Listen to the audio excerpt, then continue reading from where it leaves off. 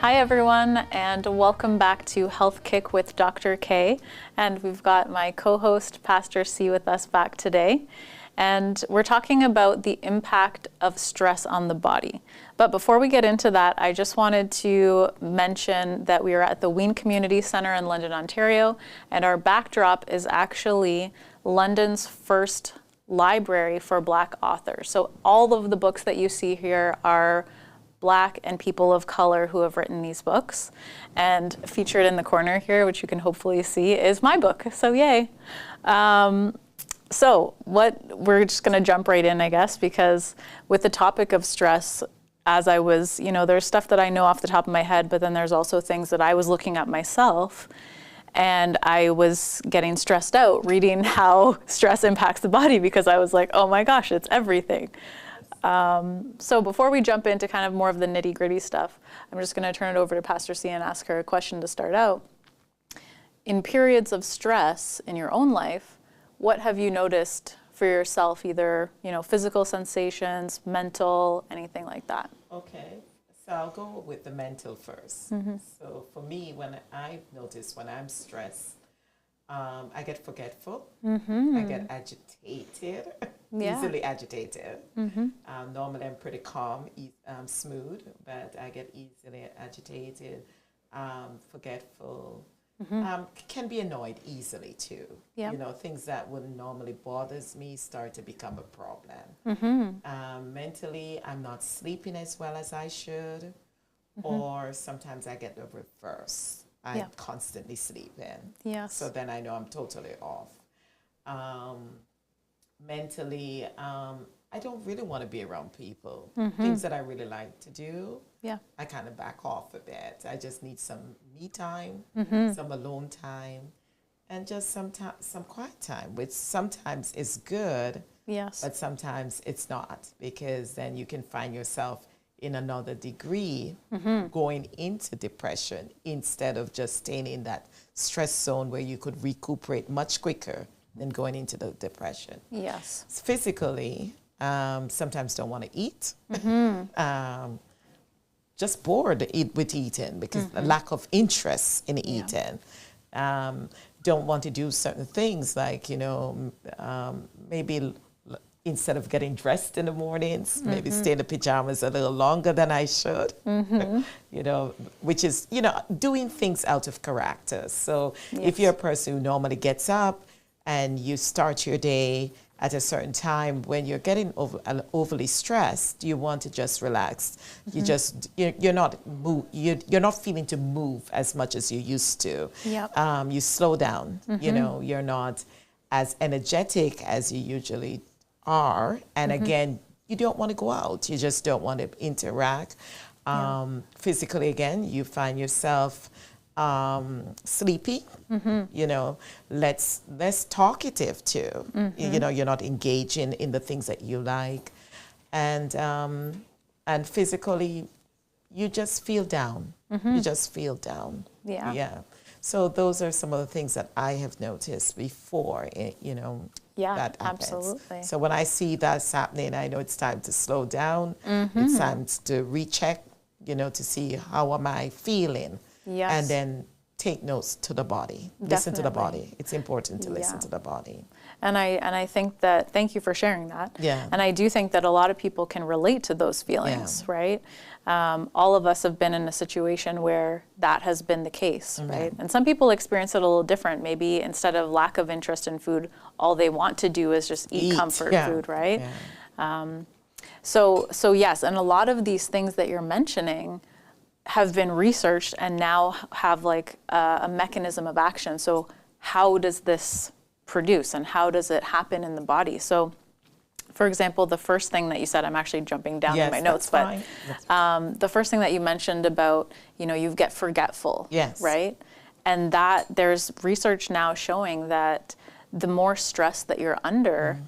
especially when it starts even from a young age, you actually have shrinkage in brain areas that are associated with memory, learning, focus, and things like that, right? So if you're feeling like you're in a fog or, you are getting forgetful, mm-hmm. and with things that you used to be good at, like I know for myself, I'm really good with remembering people's names. But if all of a sudden I'm like blanking out on someone's name, I'm just like, oh, what's going on, right? So there's just little things that you're noticing about yourself even too, that you're like, okay, I need to reset and figure out what's going on, right? So that is actually kind of scary, right? That your brain can actually shrink as a result of chronic stress, right? And I do think that all of us have been even more so affected by that by the last couple of years as well. So just being mindful and aware that there are changes happening within your body that, you know, I think are reversible. I don't think this is a forever thing, but there are reasons that you're feeling and behaving this way, right? So yes, and then the other thing too about, you were saying about slowing down and feeling, you know, sluggish and kind of lethargic, that too is, there's a ton of research on how stress is impacting the hormones. Yes. And it's not just one hormone. Like I was like, oh, it's just the thyroid. Oh, it's just, you know, pancreas. It's just whatever.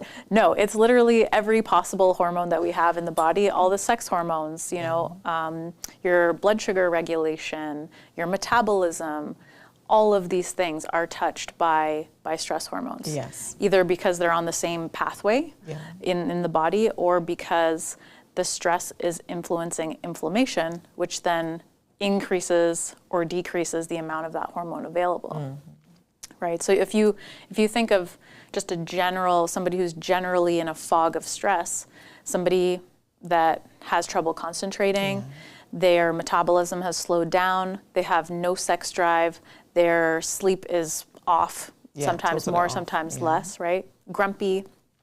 And this is for both sexes, right? Yes. We are both impacted that way, right? And then potentially for menstruating females, like having changes in their cycle is another thing with that as well, right?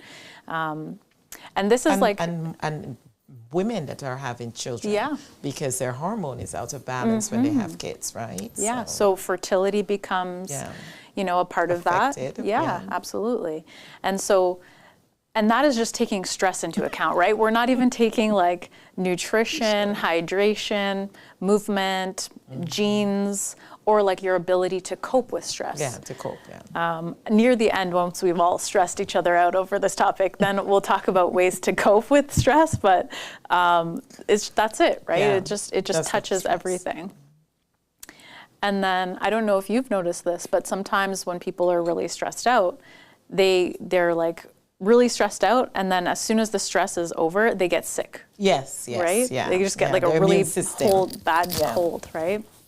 And then so there's another thing with that. Whenever you have that chronic stress going on, your immune system, so your T cells and your natural killer cells, so those are your white blood cells that are like the ninjas going around and like making sure you're all good, are not working as well as they could be. And so that leaves you susceptible to infection, right? Poor healing. Like if you get injured, it takes a long time to heal. And then the other thing too is that there's a lot of cancer research now that's looking at that as well, right? Which is quite scary, because we always want a real good like cause and effect when we're trying to be like, you did this, so therefore this is what happened, you know, and it's just not cut and dry like that. And even your high blood pressure too. Stress can push the high blood pressure up even further. Of course. So stress affects a lot of all the diseases or, you know, that we have. Sometimes if we could lower the stress, then we would lower some of the other diseases that will come with it. Absolutely.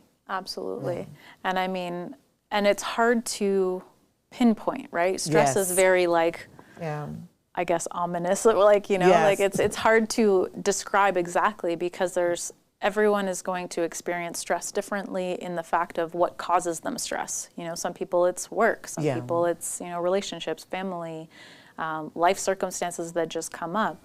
And sometimes you have stress and don't know it. You think you're okay. Yes. That's the key there. You think you're okay. Yep. But then you're stressed and you don't recognize that you are stressed. Yeah. So that too can be tricky. For sure. And that one is an interesting one, because there you get into kind of like the psychology aspect of it, which we could spend a whole nother hour talking about. But that one is very interesting, right? Because I find this actually with my female patients that are, 40 to 50 years old. They've been like very high functioning, they raised a family, they worked, they went to school, they did all this stuff. And then all of a sudden when they're like hitting 40, 50, their kids are growing up, and it's like anxiety, like they have so much anxiety and depression, and they're just like, they're like paralyzed, right? And they're just like, I don't understand, I can't function. I think, because I've gone through something similar, and what my doctor had said when I was younger, I was on the go, constantly on the go. I was never sitting still. I was always on a project doing, multitasking, as women do.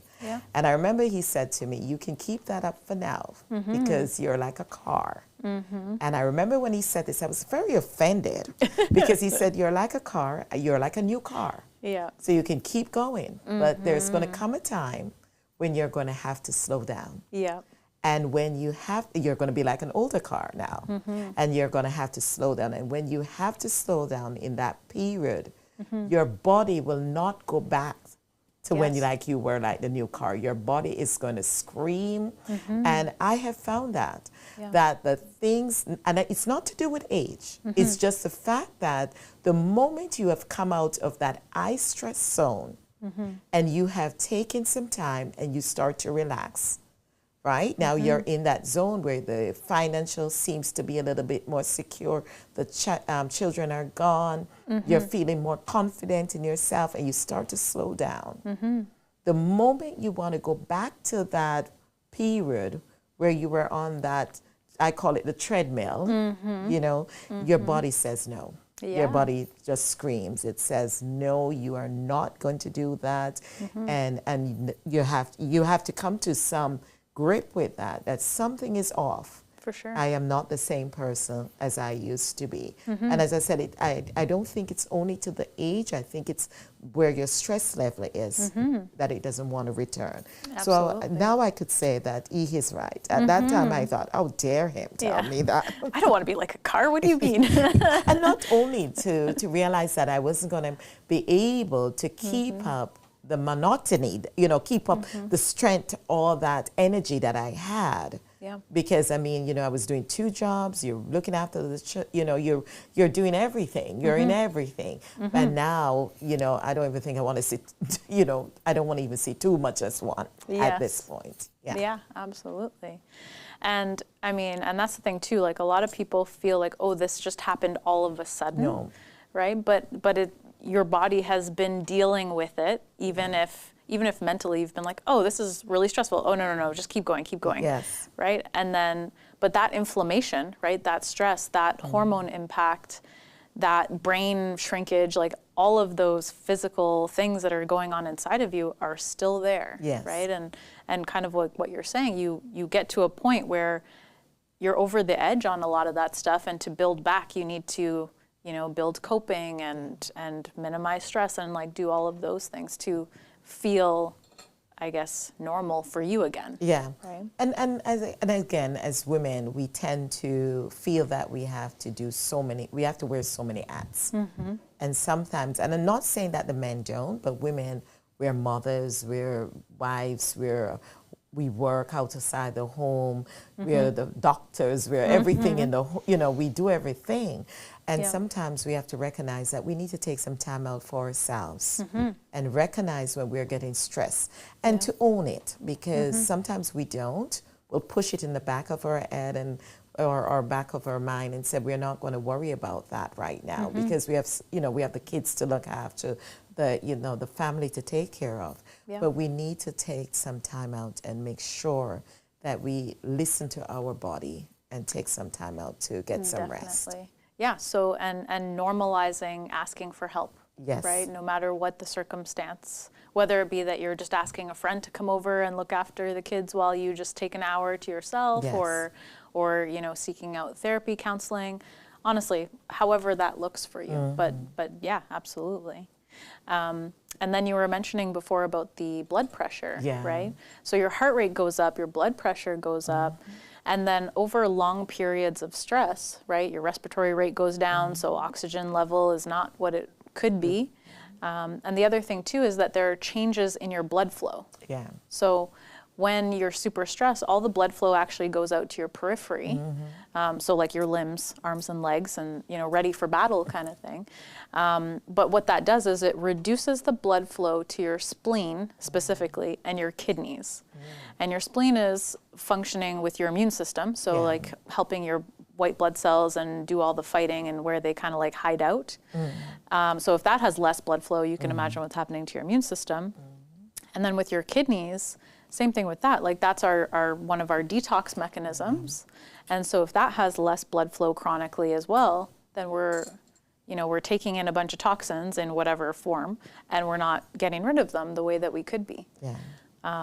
So that too is part of it. And then where the increased risk for heart attack and stroke and blood clots come in is literally your blood it's more like it wants to stick together more.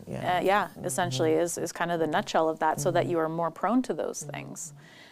So there are people that, I think cholesterol gets a bad name in general, but I won't go on that rant. No. But basically, there are people that have all their blood work is really good, like no worries, and then all of a sudden, boom, they have a heart attack, and then they're just like, I have no idea how this happened, right? But we're looking at lab work, but we're not looking at the whole person, right? What has happened for this person? Have they just gone through a divorce, Well, that's changed in their lives. Yeah, like a loss of a parent, or however that looks for that person, but what else is missing, Yeah.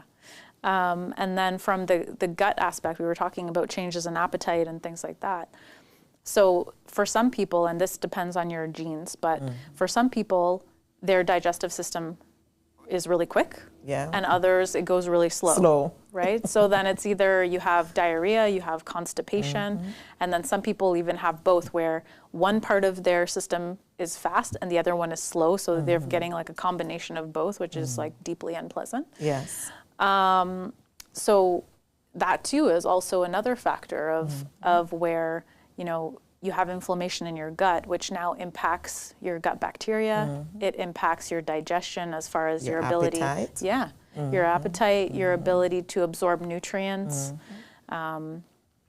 So that too is part of this, because then if you're not getting the nutrients that you need, let's say if you had diarrhea, for example, and it's just totally leaving your system, how are you supposed to nourish yourself if it's just leaving, right? So that, again, has that whole cyclical effect where it's not just impacting one thing. Now we're looking into other things. Yeah.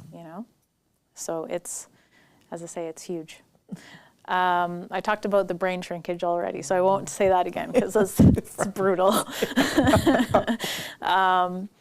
But the other thing too is that genes, I've mentioned that a couple times, but that can influence how inflammation impacts your body. So some people, for example, will feel it in their joints. Some people, it's their digestion. Some people get headaches, right? Everyone's a little different of how they experience that inflammation and stress, and I think those two can be really interchanged. Yes. And so that's pretty well what happens. And for these genes to turn on or turn off, yes, there are things that you can control, like your nutrition and your movement and, things like that. But if you have an event that happens in your life, like a trauma, even something as simple as food poisoning, unfortunately, something just like super simple like that, can turn on these inflammatory genes, and then it has you susceptible to having different effects afterwards, right? Yeah, you get all the issues coming out. So when we think of stress, we think of cortisol. That's kind of the one that gets thrown around a lot.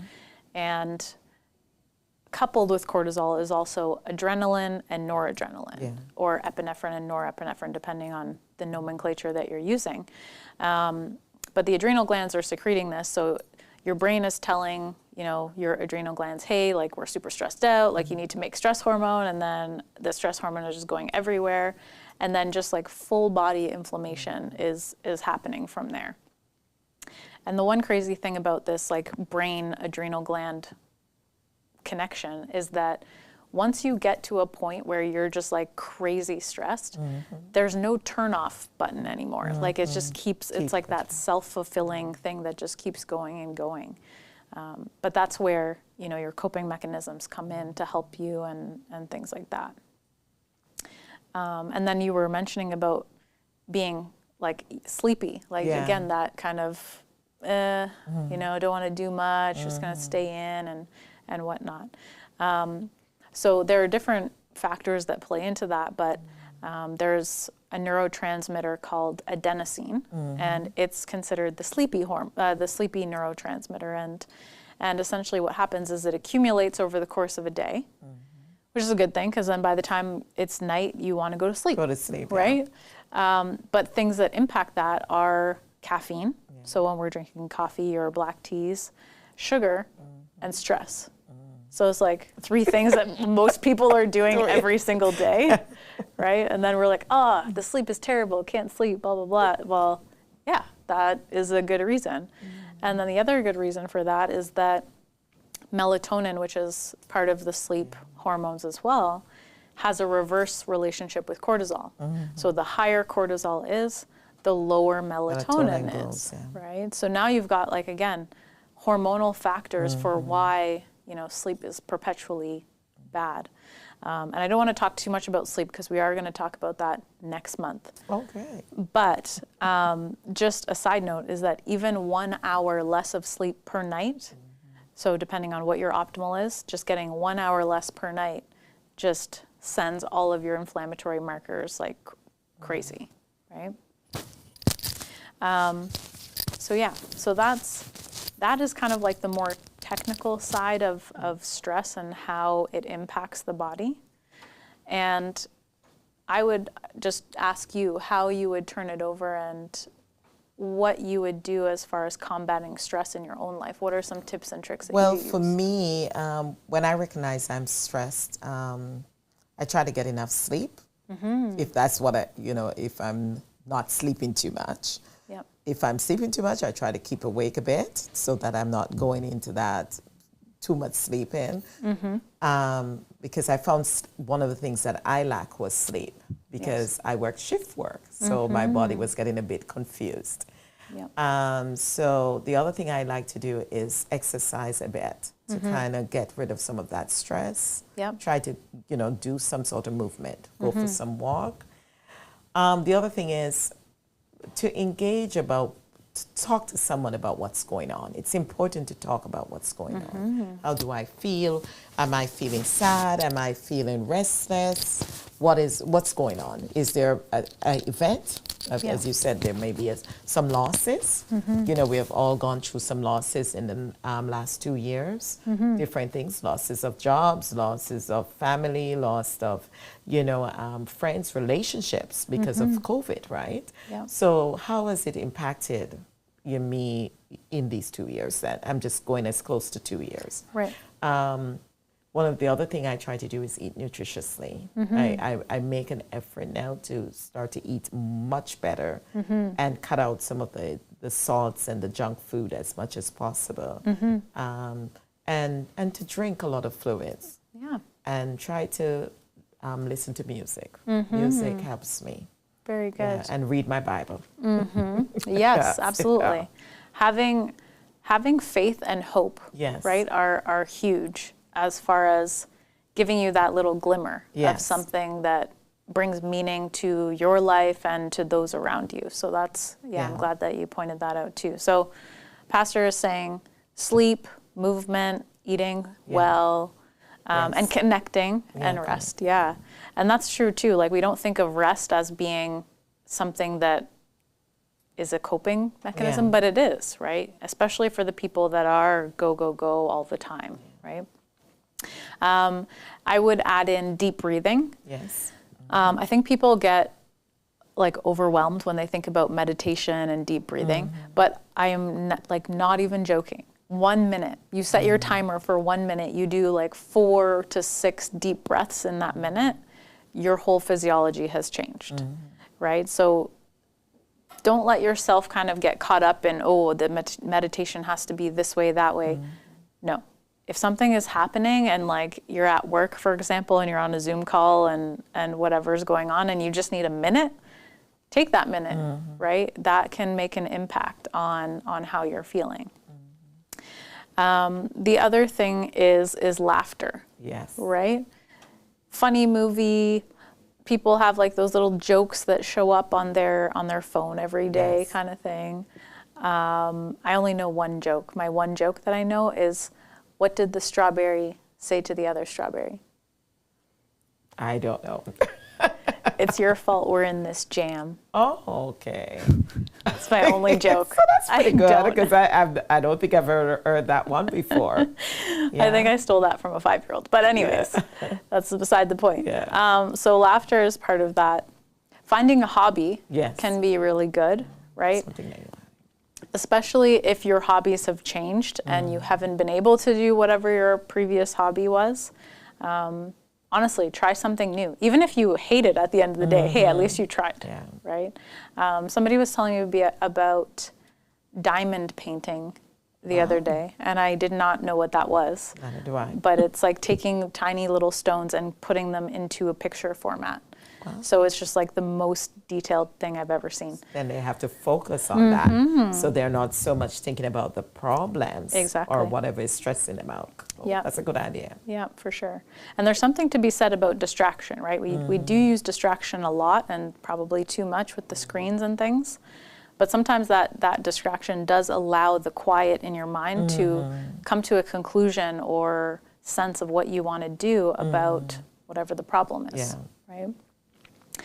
Being out in nature is huge. Yes, yeah, and I think I've said in previous, podcasts that we've done that even just looking at pictures of nature can change your physiology. It can make the difference between your heart pounding to just taking some breaths and looking at nature, right?